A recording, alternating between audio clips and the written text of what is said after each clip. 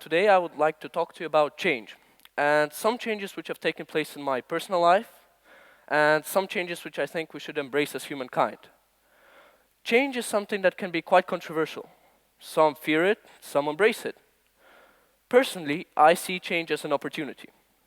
An opportunity for something new, an opportunity for something inexperienced, and an opportunity for an adventure. I study at Aiglon, a prestigious alpine boarding school, and we live in a big bubble, which we do not often leave.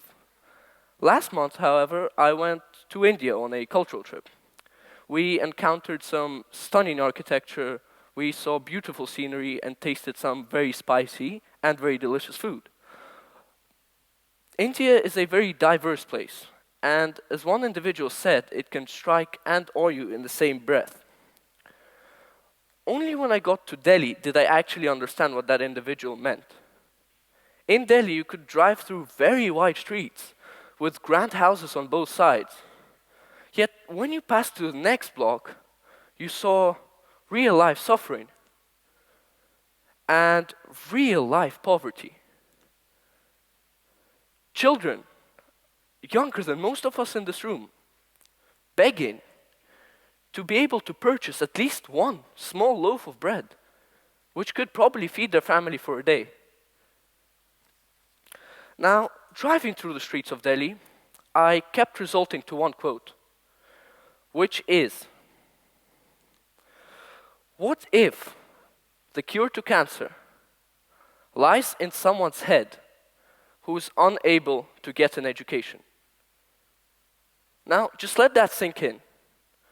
What if the solutions to some of our greatest problems lie in someone who simply cannot afford an education? Now, some of you might be sitting there and asking yourselves, well, why do I have to listen to you? I am scared. I am scared because I believe that humankind has set out on a course to crash. Do you know that 15 million children are born into poverty each year? Each one of those children has the potential to perform just as well as any of us in this room. Now, next can be interpreted in various different ways. However, I would like to focus on our next big step to achieving a great change as humankind. Now, how can we talk about achieving amazing changes with this world when some of the people in the world are deprived of their simple rights? Let us take a simple example.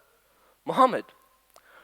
Muhammad is a very talented young boy who made a watch and brought it into school. And instead of being praised for his work, Muhammad was actually arrested. Muhammad was arrested because his teacher thought that this clock was a bomb.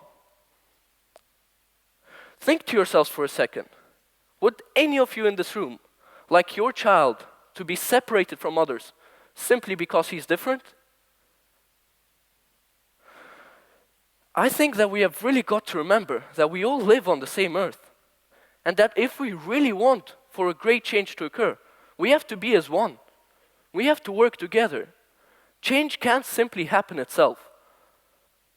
And one of the greatest errors most of us are making is that everyone is trying to solve all of our greatest problems overnight or in one single day. That is not correct. Change is something that should be taken gradually. And I strongly believe that if you're not willing to change yourself, please do not try to change the world. My point today can be summarized by a very famous quote from a very famous Russian author, Leo Tolstoy, who said, "Everyone thinks of changing the world, yet no one thinks of changing himself." Thank you.